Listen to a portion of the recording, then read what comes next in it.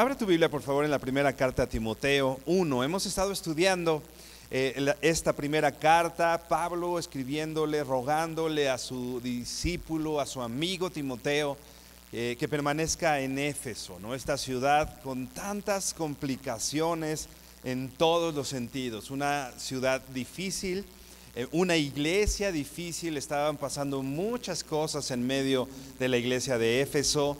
Por eso es que, estuvimos estudiando esta cuestión, por qué la insistencia del apóstol Pablo a Timoteo que se quedara ahí.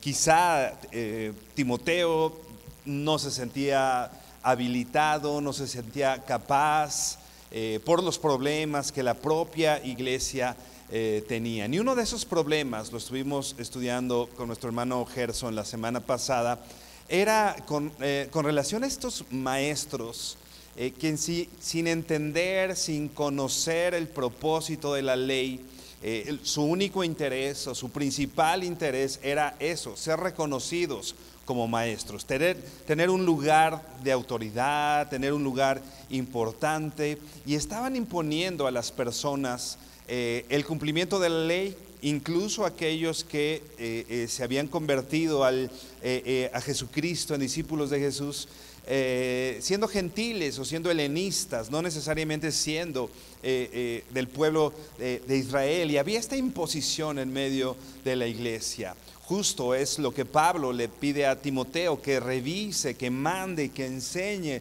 que no se pongan atención a estas fábulas, como el mismo apóstol le llama, fábulas, genealogías interminables, cosas que acarrean más bien discusiones, acarrean más bien conflictos, más que edificación en el Señor. Veíamos que el propósito del mandamiento del Señor, como es el propósito de la ley, era el amor nacido de un corazón puro, de una fe no fingida, y que finalmente es eso, un fruto en el corazón, no tanto un fruto que primero se dé en las acciones, sino por supuesto que se refleja en las acciones, pero que empieza en el corazón. Una fe no fingida, una fe que es de veras, una fe real. No es que alguien se esté esforzando por aparentar, no es que alguien se esté esforzando por ser, o que alguien se esté esforzando por alcanzar el favor de Dios. Por supuesto, esto no es posible. Nadie puede poner en deuda a Dios. Por más que nos esforcemos por cambiar nuestras actitudes, por más que nos esforcemos en cumplir la ley, como era el caso en de estos maestros, de esta iglesia, definitivamente no lo vamos a lograr. Algo que tenemos que entender, dice el apóstol Pablo también, que la ley es buena. No estamos diciendo, por supuesto, que la ley no es buena. La ley es buena, tan buena es, ¿no?, que la hizo Dios. Dios puso la ley y no podemos decir que la ley es mala. La ley es buena, pero en un contexto legítimo de la ley. Entendiendo y conociendo el propósito por el cual Dios hizo la ley. He puesto en algún momento este ejemplo. ¿El anticongelante es bueno? ¿Qué responderías? ¿El anticongelante es bueno? Sí, para un carro, ¿no? Pero si te lo tomas, definitivamente no es bueno. El anticongelante es bueno siempre y cuando sea usado para lo que fue diseñado, ¿no? La ley es buena siempre y cuando sea usada para lo que fue diseñado. Y nosotros estuvimos viendo la semana pasada que finalmente la ley lo que nos indica, nos da un indicativo de nuestro propio pecado, de nuestra propia condición, ¿no? Ese es el propósito de la ley. Definitivamente no puede haber evangelio sin ley, ¿no? Porque la ley nos confronta con nuestra condición. Necesitas un Salvador. Así que la ley es parte del evangelio, ¿no? Pero no es para cumplirla y alcanzar el favor de Dios. La ley es para que yo me dé cuenta de mi condición, me dé cuenta de mi naturaleza pecaminosa, y entonces mi conclusión es: necesito un Salvador. Y lo que hace la ley es apuntarme a Jesucristo. Tu Salvador es Jesucristo. Por más que te esfuerces, por más que hagas, no lo vas a lograr, sino finalmente hay algo oportuno. Es como dice el verso 11, 1 Timoteo 1:11, dice: según el glorioso evangelio del Dios bendito. O sea, la ley tiene que ser pasada definitivamente por el filtro del evangelio que a Pablo le había sido encomendado. Entonces podemos darnos cuenta que la ley es parte del evangelio, que nos señala el atributo de Dios también. Nos señala que Dios es santo, nos señala que Dios es justo, ¿no? Así que no podemos pasar por alto la ley, no podemos pasar por alto la condición de pecado que tenemos los seres humanos. Y repito, la ley es parte importante del evangelio. Pero definitivamente este evangelio no está completo si no consideramos también algo de suma relevancia y trascendencia, como la gracia del Señor, el regalo no merecido de Dios. Esto que hemos hecho, como vamos a ver más adelante, como el apóstol Pablo, él había hecho todo lo posible para alejarse de la salvación, no había hecho nada para poder obtenerla, ¿no? Sin embargo, por la gracia del Señor, por este regalo inmerecido, él fue tenido por fiel, como lo vamos a ver el día de hoy. Así que lee 1 Timoteo 1, vamos a leer los versos 12 y 13. Primera carta a Timoteo 12 y 13. Dice así: doy gracias a Cristo Jesús nuestro Señor, que me ha fortalecido, porque me tuvo por fiel poniéndome en el ministerio, aun habiendo sido yo antes blasfemo, perseguidor y agresor. Sin embargo, se me mostró misericordia, porque lo hice por ignorancia en mi incredulidad. Inclina tu rostro y oramos juntos. Bendito Señor, gracias por tu palabra, gracias porque eres bueno y porque tú nos hablas, Señor. Gracias porque hoy nos das el entendimiento de que no podemos hacer absolutamente nada para ganar tu favor, solamente de la gracia que hemos recibido, y en la gracia que hemos recibido hablamos, Señor. Gracias por tenernos aquí, porque el hecho que estemos aquí es solamente resultado de tu gracia, no de nuestras buenas decisiones, no de nuestras buenas obras, sino es resultado de la obra de Jesucristo en la cruz. Te damos gracias en el nombre de Jesús. Amén y amén. Empieza este verso, el verso 12, diciendo algo. Doy gracias a Cristo Jesús, ¿no? El apóstol Pablo está mostrando una actitud agradecida, como vamos a ver más adelante, ¿no? Él va a empezar a describir algo importante. Él es totalmente indigno. Él está totalmente inhabilitado para alcanzar la salvación, el favor de Dios e incluso para servir al Señor. Y Pablo lo sabe, ¿no? Pero vemos a un Pablo como resultado de la obra de Cristo, dice aquí, agradecido. Agradecido porque ahora él puede vivir en la gracia y en la misericordia que Dios le ha regalado a él, ¿no? Ofreciéndole, como ya hemos dicho, salvación, y no solo salvación, Dios le ha ofrecido propósito, como vamos a ver más adelante. Lo ha designado, lo ha asignado para predicar el glorioso evangelio, como hemos visto en el verso 11, que le fue encomendado. Pero vemos ahora un apóstol Pablo diciendo: doy gracias a Cristo Jesús. ¿Cuántas cosas nosotros tuviéramos, o cuántas cosas en nuestras vidas serían diferentes si tuviéramos la actitud de Pablo? Timoteo definitivamente no estaba viviendo en un mundo más sencillo que el de nosotros, ¿no? Ya habíamos dicho todo el conflicto que había alrededor de ellos. Era una iglesia perseguida. Ellos finalmente murieron entregando la vida por el evangelio que los había tomado para sí, ¿no? No estaban en una posición sencilla. La posición de servicio, la posición de ser cristiano no era algo sencillo. estaban pasando dificultades, persecución, murmuración de algunas personas, pero sin embargo, Pablo tiene algo constante ante sus ojos. Él está agradecido y él tiene delante de sus ojos la salvación que ha venido hacia él, siendo él un pecador. Cuando dice el apóstol Pablo, doy gracias a Cristo Jesús, más que solamente estar hablando y diciendo gracias, no solamente está diciendo unas palabras de agradecimiento, sino si nosotros estudiamos esta expresión, habla de una constante en el apóstol Pablo. De hecho, si pudiéramos traducirla de otra manera, podríamos decir, agradecido estoy o soy agradecido, ¿no?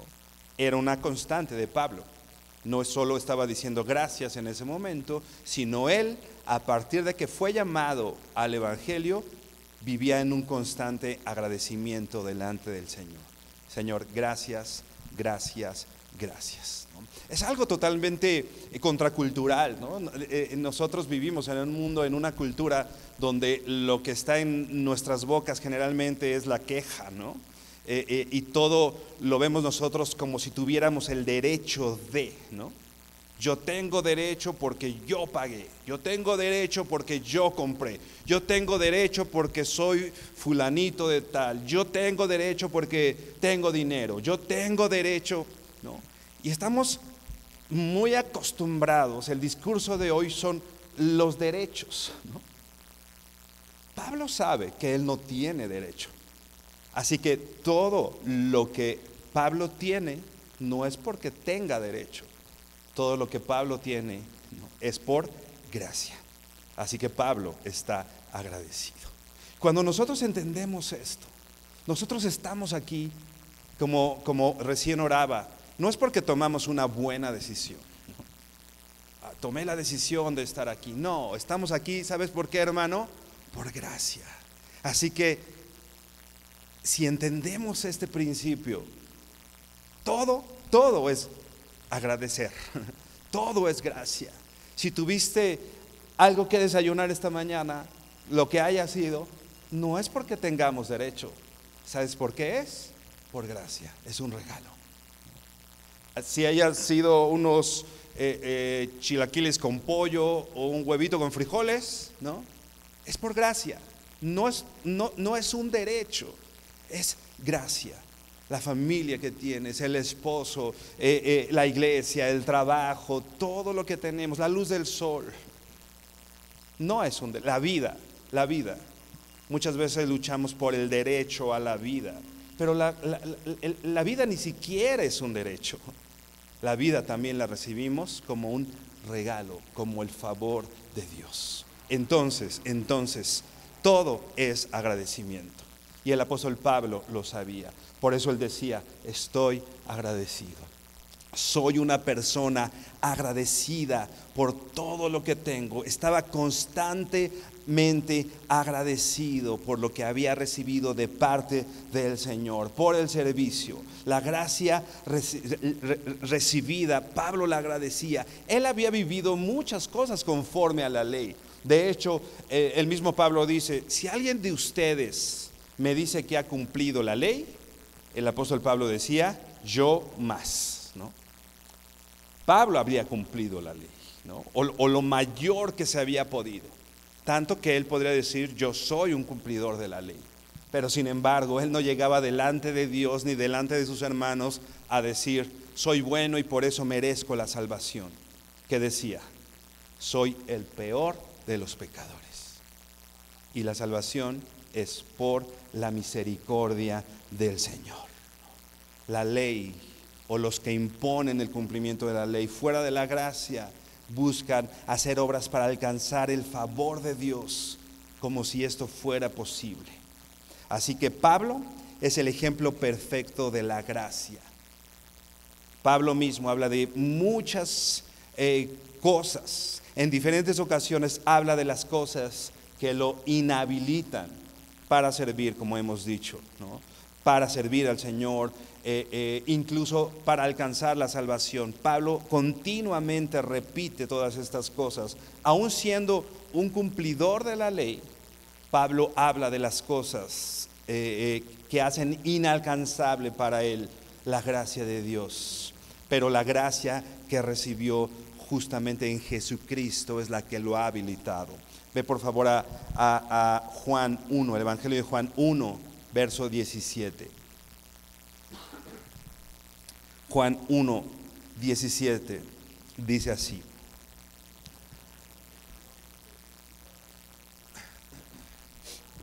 porque la ley fue dada por medio de Moisés, la gracia y la verdad fueron hechas realidad por medio de Jesucristo. Te estoy leyendo la Nueva Biblia de las Américas. La gracia y la verdad fueron hechas realidad por medio de Jesucristo. Si bien a través de Moisés había llegado la ley, y ya hablamos que en el contexto correcto la ley es buena, había algo que Moisés no había podido hacer: ofrecer gracia. Porque la gracia y la verdad son ofrecidas, más bien, dice aquí, hechas realidad por medio de Jesucristo. Pablo está agradecido de que aún siendo un pecador, él había sido por digno de confianza por el quien ahora era su Señor y su Salvador.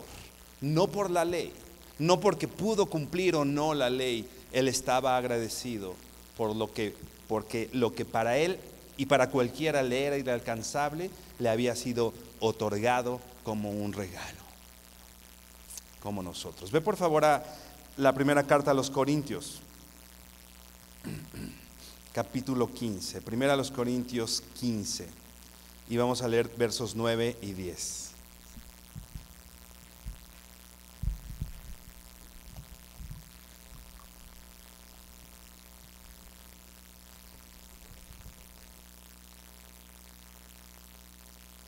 Te decía que continuamente hablaba de estas cosas que lo inhabilitaban para el servicio, para servir al Señor, para ocupar la posición que Dios le dio. Pero dice el verso 9, 1 Corintios 15, 9: porque yo soy el más pequeño de los apóstoles, el más insignificante de los apóstoles. Y dice que no soy digno de ser llamado apóstol porque perseguí a la iglesia. Imagínate, alguien que había hecho todo lo necesario para oponerse a la iglesia, hoy era nombrado entre los apóstoles. Tú dime si eso no es gracia. No había importado el pasado del apóstol Pablo, ¿no? Hoy era el apóstol Pablo, habiendo quedado a un lado su pasado. ¿Por qué? ¿Por su cumplimiento a la ley? ¿Porque era buena persona? ¿Porque se había esforzado?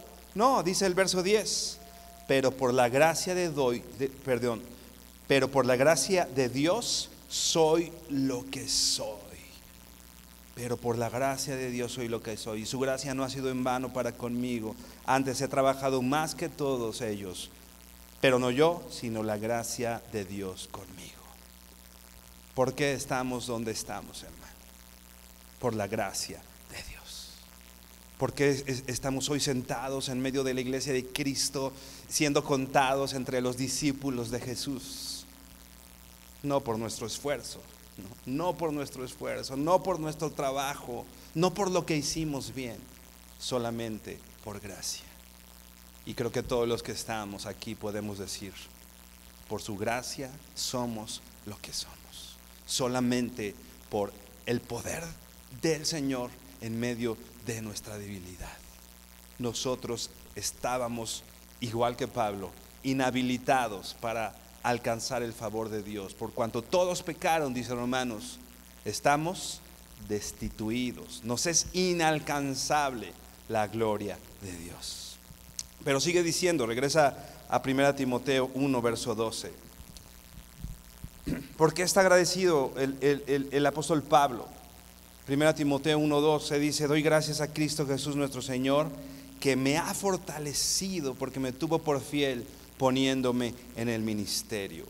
Primero, el apóstol Pablo estaba agradecido porque Dios lo había fortalecido. Esta palabra fortalecer es profunda. A veces pensamos o nos quedamos solo con lo primero que leemos, y es correcto, pero va mucho más allá. No solo es que Pablo haya estado en sí fortalecido, no solamente ese hecho.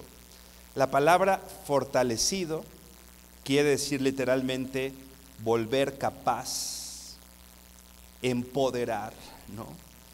La Biblia, una versión en inglés llamada King James, lo traduce así: quien me ha habilitado. ¿Te acuerdas que habíamos dicho que Pablo estaba inhabilitado para alcanzar la salvación y que él estaba inhabilitado para servir a Dios como nosotros? Esta palabra fortalecer quiere decir todo lo contrario, ¿no? Por eso la King James traduce: doy gracias a Cristo Jesús, quien me habilitó. Repito, no mi cumplimiento, no mi inteligencia, no lo que he hecho, sino quién es el que volvió capaz a Pablo de poder estar en las filas del ejército de Dios y servirlo y ser el apóstol Pablo. Fue Jesucristo. Él fue el que lo capacitó. Lo que vemos en Pablo es un ejemplo de que la ley de Dios, al ser usada de manera legítima, puede hacer que un ex perseguidor de la iglesia se convierta en el apóstol Pablo, ¿no? Imagínate la rabia de los falsos maestros, ¿no? Que se esforzaban por el cumplimiento de la ley, ¿no? Que se portaban muy bien, que decían, yo soy capaz de hacerlo. Pero de pronto llegaba Pablo, que él mismo se describe como blasfemo, perseguidor e injuriador, dice la Reina Valera. Imagínate. Qué coraje, ¿no? Qué coraje para los falsos maestros, ¿no? Pero qué esperanza para nosotros. Porque habiendo sido lo que hemos sido, tomando las decisiones que hemos tomado, alejándonos de Dios, le hemos dado la espalda a Dios, hermano, hemos pecado, ¿no? Quien diga que no tiene pecado, hace a Dios mentiroso y la verdad no está en él. O sea, en resumen, quien diga que no ha pecado es mentiroso, ¿no? Sin embargo, por su gracia soy lo que soy, habiendo sido lo que éramos, ¿no? Que tomen nota los religiosos, ¿no? Del poder de la gracia, ¿no? Y de a dónde apunta la ley usada en el contexto legítimo: a un Salvador, no a nosotros. Nosotros no somos los importantes. Repito, nosotros no somos los capaces. El importante de esto, el importante del Evangelio es Cristo, nuestro Señor. ¿Quién me habilitó?, dice el apóstol Pablo, ¿no? Ve ahora Efesios 3, verso 8. Decía Corintios que él era el más pequeño de los apóstoles. Ahora a la iglesia de Éfeso le dice eso. Efesios 3, verso 8. Dice, Efesios 3, 8: a mí, que soy menos que el más pequeño de todos los santos, ¿no? Ya no solo se pone entre los apóstoles, ahora entre la iglesia, ¿no? Soy menos que el más pequeño de todos los santos. Hermano, si Pablo decía esto, ¿qué podríamos decir nosotros? Cuando de pronto creemos que merecemos un mejor lugar, cuando creemos que alguien tendría que considerarnos importante por el tiempo que llevamos, por el conocimiento que tenemos, ¿no? ¿Sabes qué estamos diciéndole a la gracia? Gracia, no te necesito, lo que importa es mi esfuerzo, lo que importa es mi mérito. Lo que importa son los años que llevo sirviéndote. Yo una vez me sorprendí pensando así, ¿no? Y yo estaba orando y le decía al Señor, gracias a Dios pude caer en cuenta, pero yo oraba y le decía al Señor, Señor, mira, llevo tantos años sirviéndote, por favor concédeme esto, ¿no? Y de pronto así de, o sea, ¿en serio acabo de decir eso? O sea, le estoy haciendo manita de puerco a Dios por los años que llevo sirviendo,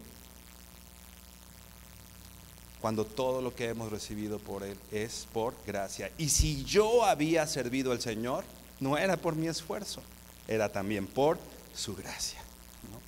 Porque dice el apóstol Pablo, ya lo leíamos, ¿no? Y la gracia no ha sido en vano para conmigo, sino que yo me he esforzado más que todos, pero no yo, sino la gracia de Dios contigo. Así que aún lo que has hecho, ¿no? Aún las obras como fruto de tu fe que cada uno de los de aquí hemos hecho, porque se espera que los discípulos de Cristo, no para obtener el favor de Dios, sino como resultado del favor de Dios, tengan obras de justicia, ¿no? En Cristo, ¿no? Aún esas obras de justicia no son por nuestro esfuerzo, son por la gracia del Señor. A mí que soy menos, Efesios 3:8, a mí que soy menos que el más pequeño de todos los santos, me fue dada esta gracia de anunciar entre los gentiles el evangelio de las inescrutables riquezas de Cristo. Me fue dada la gracia. ¿Te das cuenta ahora? La gracia de servir. Muchas veces cuando, y retomo mi ejemplo, ¿no? Cuando servimos, creemos que le estamos haciendo un favor a Dios, ¿no? Ay, Señor, como si el Señor necesitara de nosotros.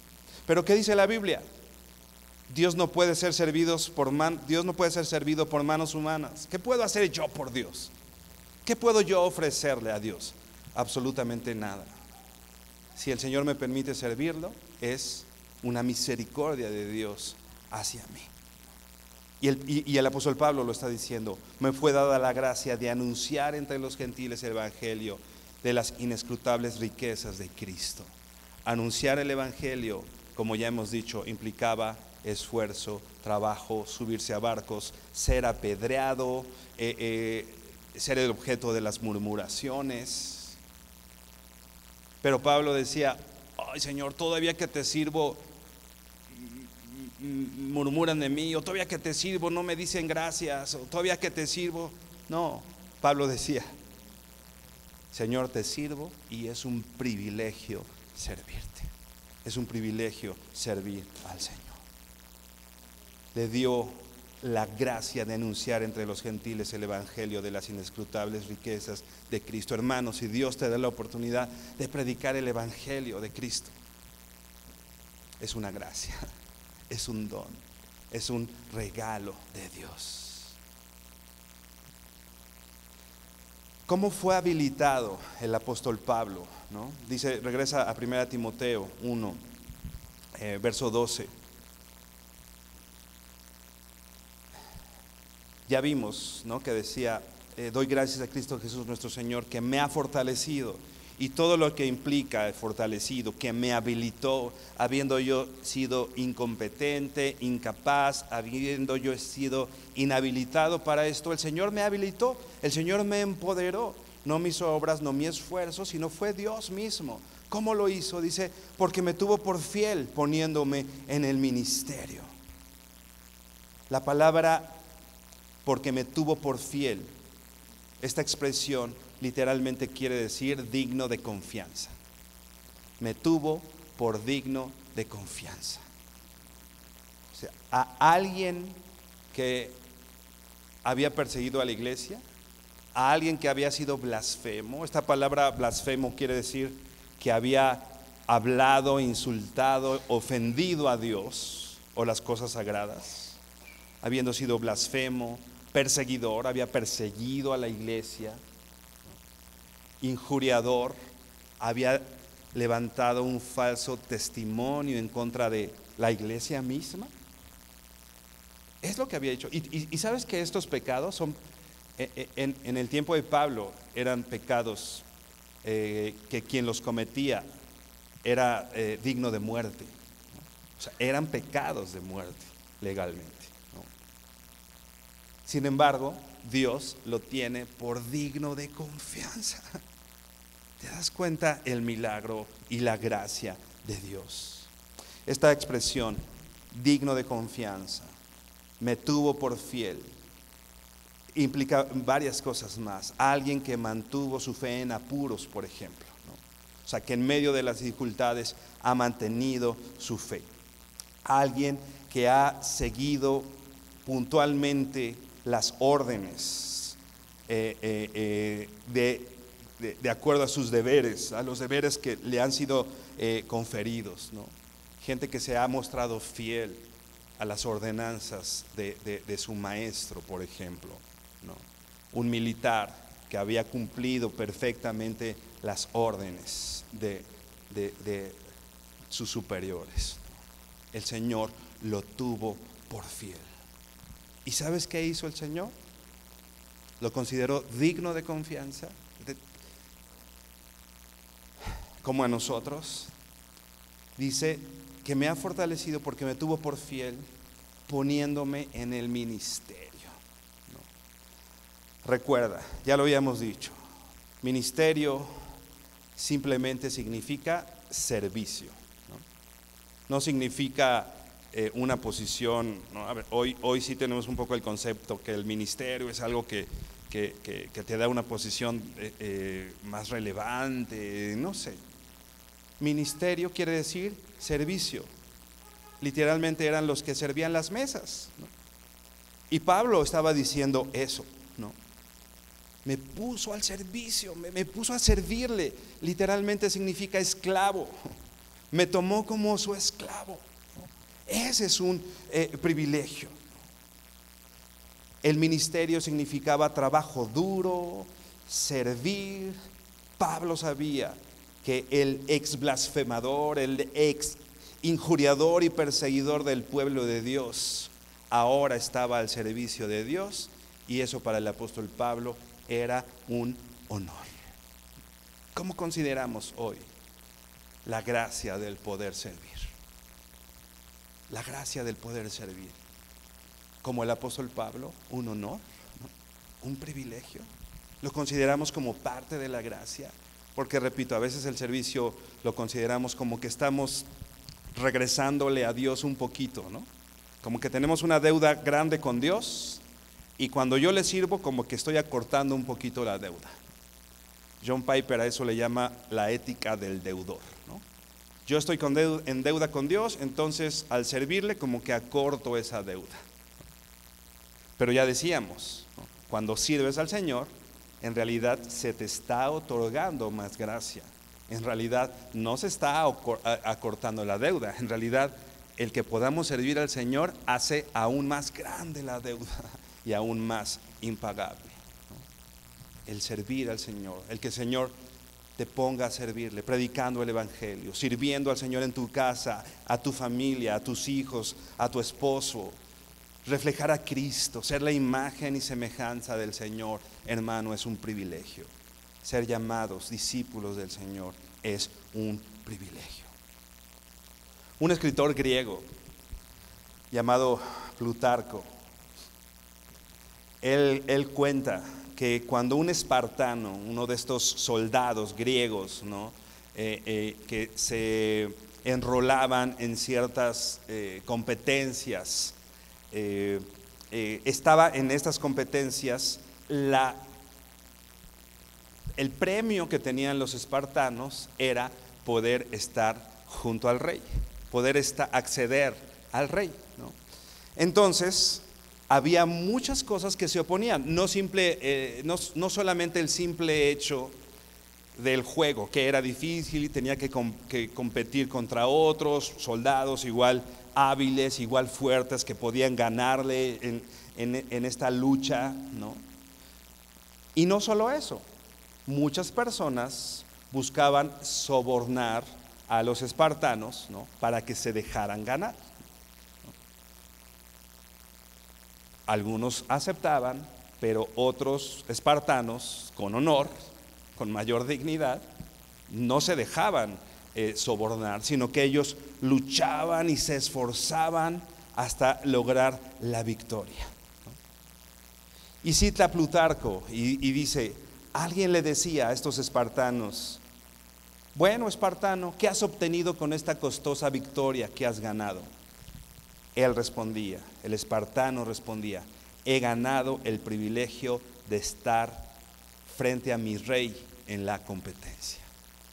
He ganado el privilegio de estar frente a mi rey.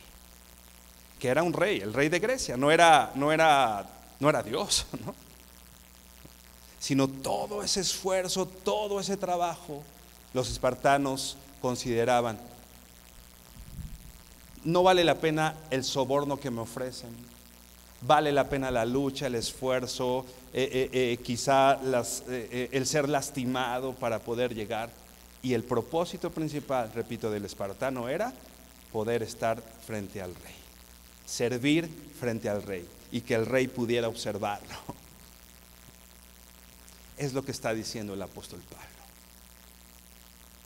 Me tuvo por digno de confianza poniéndome en el ministerio. El ministerio, repito, no era una posición importante, era el trabajo de un espartano. Lucha, esfuerzo, dolor, sacrificio, pérdidas.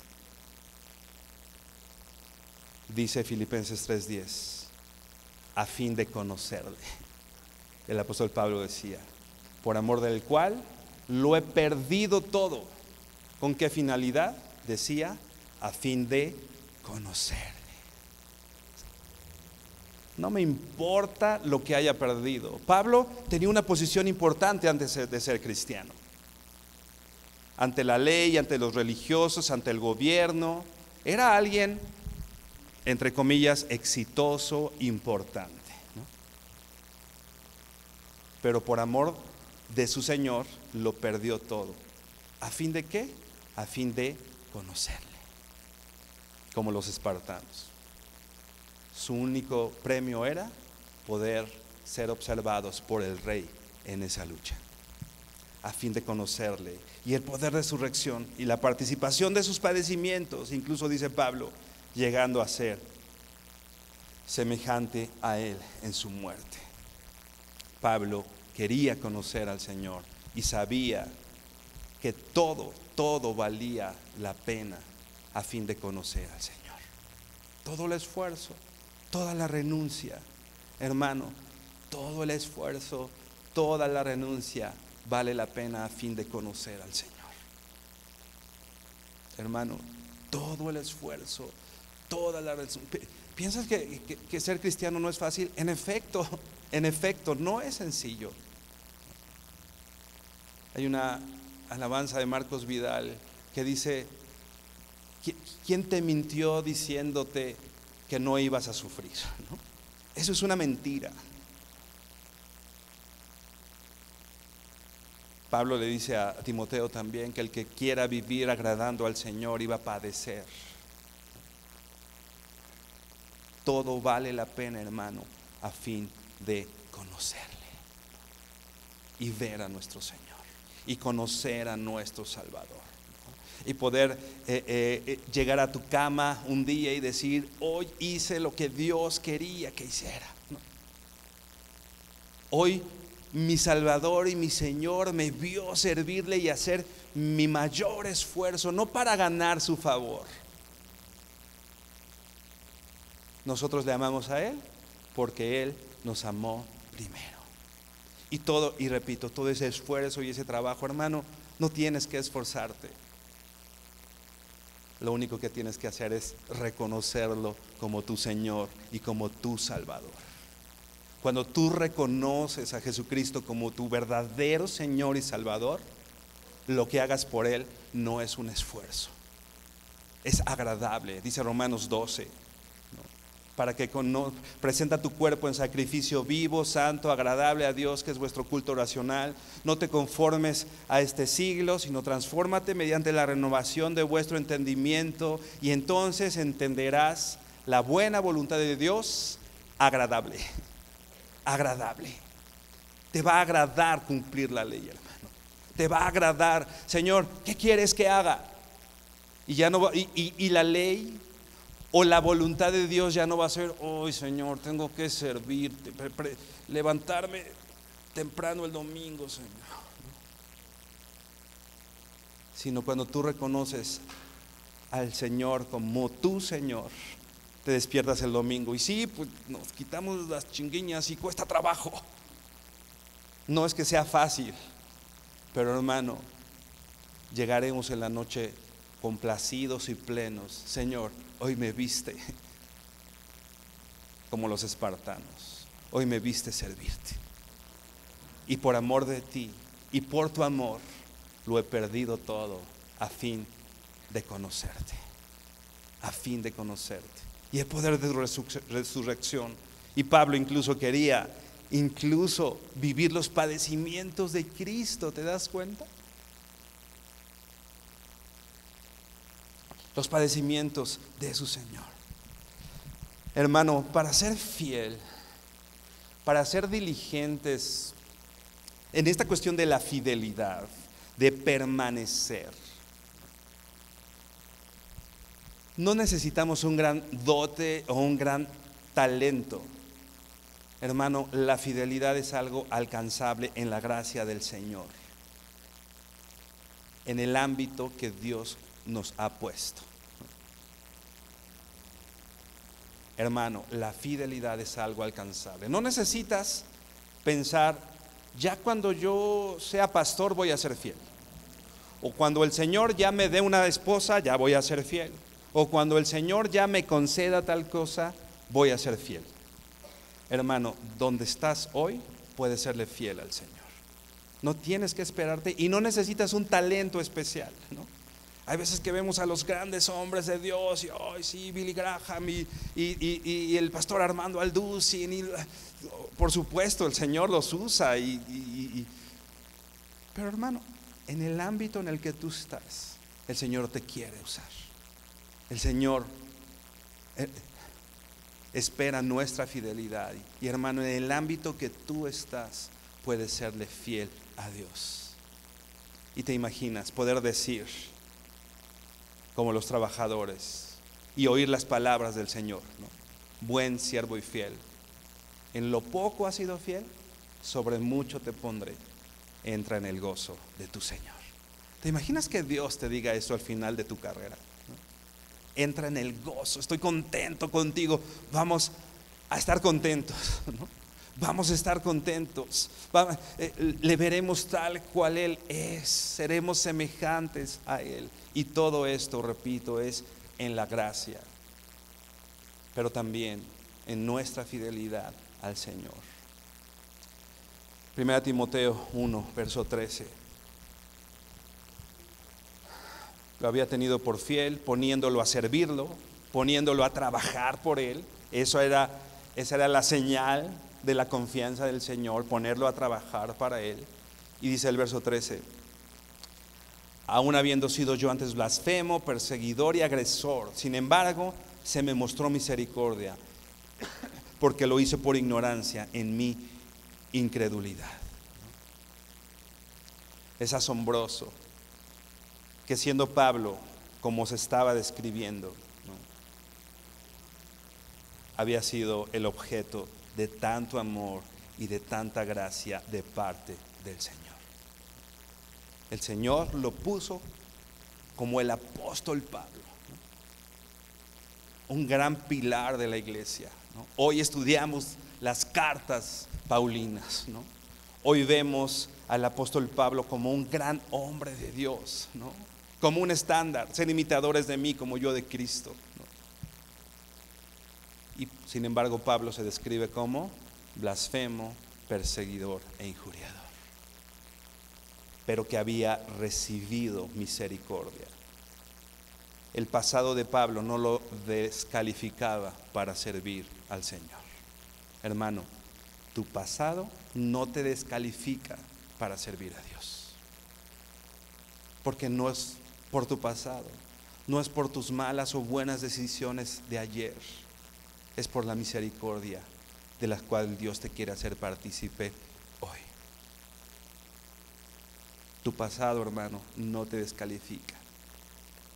Lo que hiciste hace 15 años, hermano, no te descalifica, porque el mérito, hermano, no es tuyo. Si fuera nuestro mérito, Por supuesto que nuestras malas decisiones, nuestro pecado, todo lo que hicimos antes nos descalifica, por supuesto. Si fuera por el mérito, claro que nos descalifica. Pero hermano, el Señor quiere hoy recibirte a misericordia. El Señor hoy ofrece misericordia y eso, gracia. Gracia, hermano. Qué escándalo para los maestros de la ley en ese entonces, ¿no? Qué escándalo, dijimos hace un par de semanas, qué escándalo es para los legalistas la gracia. Qué escándalo, qué escándalo. Perdón para el blasfemo. ¿Y sabes qué dice el Señor? Sí, perdón para el blasfemo. Perdón para la chica que abortó. ¿Sabes qué dice el Señor? Sí, perdón para la chica que abortó.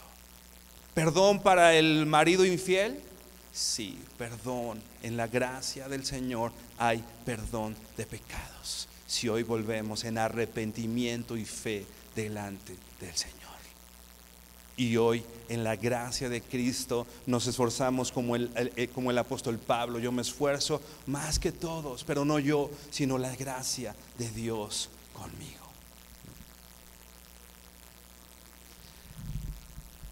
Pablo empieza la carta, lo hemos estudiado, diciéndole a Timoteo: quédate en Éfeso. ¿Te acuerdas? Te ruego que te quedes en Éfeso.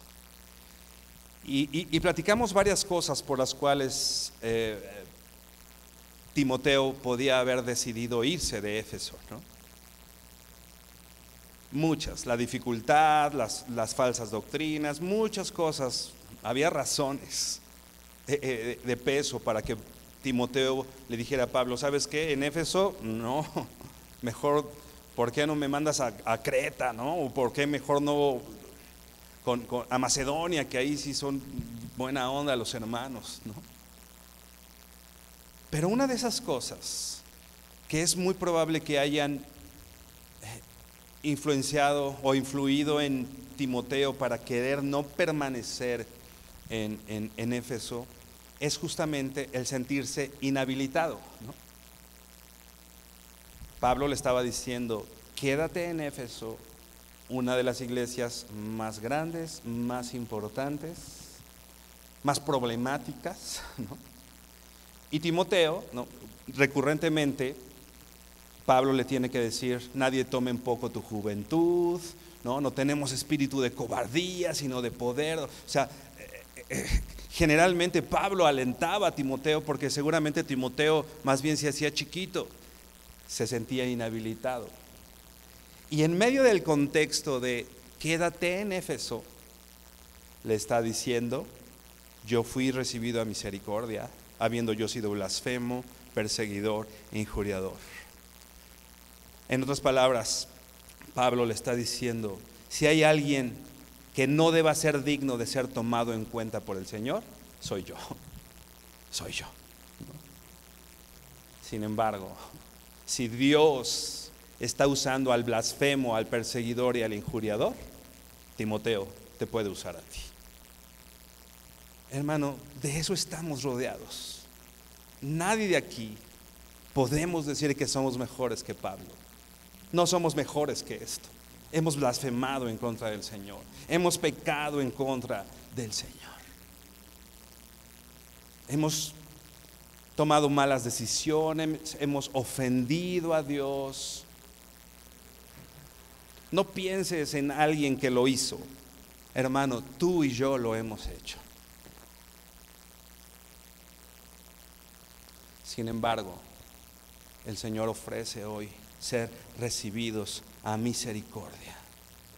Dice el verso 13: aún habiendo sido yo antes blasfemo, perseguidor y agresor, sin embargo se me mostró misericordia. A pesar de su pasado pecaminoso, fue recibido a misericordia, porque lo hice por ignorancia en mi incredulidad.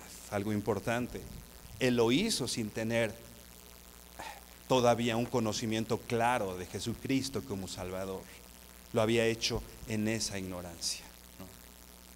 Y ahora estaba gra- gracias a que en medio de esa ignorancia y de esa incredulidad, Dios le regaló el don de la fe, de creer, y con eso le dio la gracia para poder ser llamado hijo de Dios, discípulo del Señor, y no solo discípulo del Señor, sino siervo del Señor, apóstol de Jesucristo, enviado de Jesucristo, esclavo de Jesucristo, como él mismo dice. Él había recibido la gracia. John MacArthur dice: la misericordia difiere de la gracia en que la gracia quita la culpa. Otra vez, la misericordia difiere de la gracia. John MacArthur nos está ayudando a distinguir la diferencia entre misericordia y gracia. Y dice: la misericordia difiere de la gracia en que la gracia nos quita la culpa, ¿no? Hemos recibido la gracia en Jesucristo. Sin embargo, Pablo aquí está diciendo que también se le mostró misericordia, ¿no? Y dice John MacArthur: mientras que la misericordia quita la miseria que causa el pecado. Pablo recibió junto con la gracia salvadora el inmerecido alivio de la miseria. La consecuencia de mi pecado en esta tierra tendría que traer miseria. Hermano, ¿dónde tendríamos que estar tú y yo tal vez esta mañana? Y no en la iglesia, si fuera por nuestras decisiones, si fuera por lo que hemos hecho. ¿Dónde estarías hoy? ¿En la cárcel? ¿No? En el mejor de los casos, hermano, en el puesto de barbacoa, ¿no? Y digo en el mejor de los casos porque eso implicaría que estoy lejos de Dios sin considerar a Dios y el tiempo que el Señor y el privilegio y el honor que el Señor nos da como iglesia de congregarnos, ¿no? En el mejor de los casos en la barbacoa, pero pues quizá en la cárcel, levantándonos de un sillón, sintiéndonos mal por las cosas que hicimos ayer, ¿no? Sin familia. ¿Dónde estarías si no fuera no solo por la gracia, sino por las misericordias de Dios? Mencionábamos Romanos 12 y el apóstol Pablo dice: les ruego por las misericordias de Dios. Piensa en las misericordias de Dios. Piensa en las misericordias de Dios. Lo que Dios, la miseria que el Señor no te ha permitido cosechar, la miseria que tú y yo mereceríamos aún en esta vida. Os ruego por las misericordias de Dios que presentes tu cuerpo en sacrificio vivo, santo, agradable a Dios. Hermano, el mismo ruego que hacía el apóstol Pablo a la iglesia en Roma: te ruego por las misericordias recibidas por Dios que presentes tu cuerpo en sacrificio vivo al Señor. Y eso es gracia, eso es gracia, el que el Señor te pueda considerar, ¿no? Hermano, arrepiéntete de tu pasado, arrepiéntete de tu pecado, confiesa tu pecado, dile al Señor: sí, Señor, lo que hice es pecado, estoy de acuerdo contigo. No es minimizar el pecado, por supuesto, no es minimizar el pecado. Ya dijimos la importancia de la ley, porque la ley señala nuestro pecado y nos dice: eres pecador. No es minimizarlo, es entender mi condición de pecado y confesar: sí, Señor, soy pecador. ¿Hay alguien aquí que no sea pecador? Yo soy pecador. Señor, no solo mis actitudes son pecaminosas, sino lo que hay en mi corazón que me ha llevado a actuar de cierta manera es el pecado real. O sea que he permitido que el pecado esté anidado en mi corazón. No solo es como hablo, es lo que me lleva a hablar como hablo. No solo es ofender, sino lo que me lleva a ofender como ofendo. No es solo ser infiel, sino lo que me ha llevado, lo que hay en mi corazón que me ha llevado a ofender. Arrepiéntete de tu pecado y confía y cree que en la cruz hay perdón de pecado.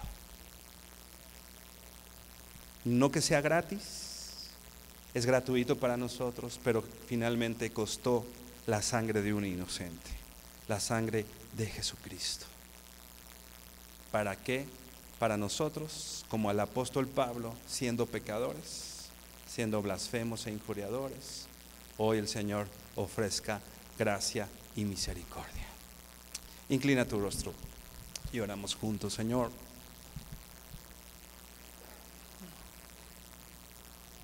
si pudiéramos hacer un recuento de todas aquellas cosas de las cuales nos has librado, que serían una consecuencia para nada injusta de nuestro pecado. Porque a veces te hablamos y oramos pidiendo justicia, aunque si pedimos justicia y si nosotros fuéramos los primeros que recibimos esa justicia, definitivamente el destino y el final no sería bueno para nosotros, Señor, porque la paga del pecado es muerte. Pero hoy, Señor, acudimos a tu gracia y a tu misericordia. Y hoy, Señor, quiero llamarte no solamente mi Salvador, quiero poner mi fe en ti como Salvador. Pero no solo eso, sino también quiero llamarte mi Señor. Ese Señor por el cual sé que vale la pena esforzarme y gastarme e invertir mi tiempo y mi esfuerzo para que mi Rey y mi Señor me vean servirle. Para poder orar y poder decir como el apóstol Pablo, a fin de conocerte y el poder de tu resurrección. Incluso, Señor, tus padecimientos, Señor.